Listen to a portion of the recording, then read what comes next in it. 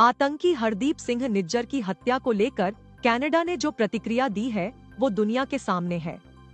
निज्जर की हत्या का आरोप भारत पर लगाकर कनाडा भारतीय राजनयिक को अपने देश से निकाल देना, फिर भारत की ओर से कनाडा के राजनयिक का निष्कासन और वीजा पर बैन लगा देना।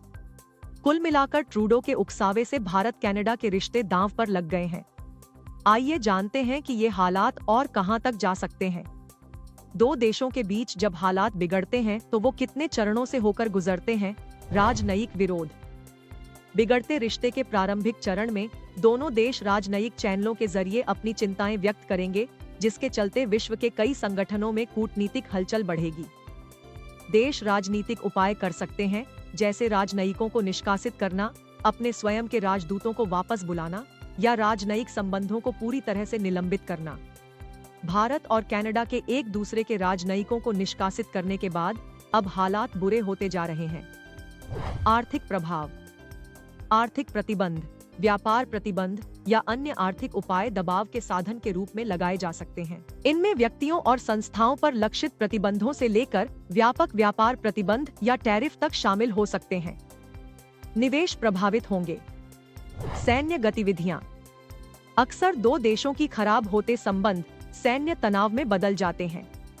अगर इनकी सीमाएं नजदीक होती हैं, तो देखा जाता है कि दोनों देश एक दूसरे की सीमाओं के पास सैन्य अभ्यास करने लगते हैं। सैनिकों को तैनात करना या विवादित क्षेत्रों में सैन्य उपस्थिति बढ़ाना जैसे काम शुरू हो जाते हैं। हालांकि कनाडा और भारत के बीच संबंध इस स्तर तक कभी नहीं जाएंगे। सीमित सैन्य गठबंधन। सीमित सैन्य जुड़ाव का मतलब सीमा पर झड़पों, हवाई या नौसैनिक घटनाओं या छोटे पैमाने पर अन्य सैन्य टकराव जैसी कार्रवाइयों से है। दो देश ऐसे नए सैन्य गठबंधन भी बनाते हैं। कनाडा नाटो का सदस्य देश जरूर है, लेकिन इसी नाटो के कई बड़े सदस्य देशों के साथ भारत ने पिछले दिनों रणनीतिक साझेदारी की है। ऐसे में किसी सैन्य संगठन का कम से कम भारत पर कोई असर नहीं होगा। आमने सामने का संघर्ष। अगर तनाव बढ़ता रहा और राजनयिक प्रयास विफल रहे, तो विवाद में पड़े दो देशों के बीच सशस्त्र संघर्ष छिड़ जाने की संभावना होती है। देखा गया है कि दुनिया भर में युद्ध के पहले राजनयिक कोशिशें खूब होती हैं, पर असफल होने पर सामना युद्ध के मैदान पर ही होता है। रूस और यूक्रेन का युद्ध प्रत्यक्ष प्रमाण है। अंतर्राष्ट्रीय हस्तक्षेप। जब कोई संघर्ष एक निश्चित बिंदु तक बढ़ जाता है, तो अंतर्राष्ट्रीय संगठन मध्यस्थता करने, युद्ध विराम पर बातचीत करने या मानवीय सहायता प्रदान करने के लिए हस्तक्षेप कर सकते हैं। इस चरण में व्यापक अंतर्राष्ट्रीय गठबंधन द्वारा लगाए गए प्रतिबंध भी शामिल हो सकते हैं, जिसका प्रभाव दोनों देशों पर तो पड़ता ही है, पूरी दुनिया प्रभावित होती है।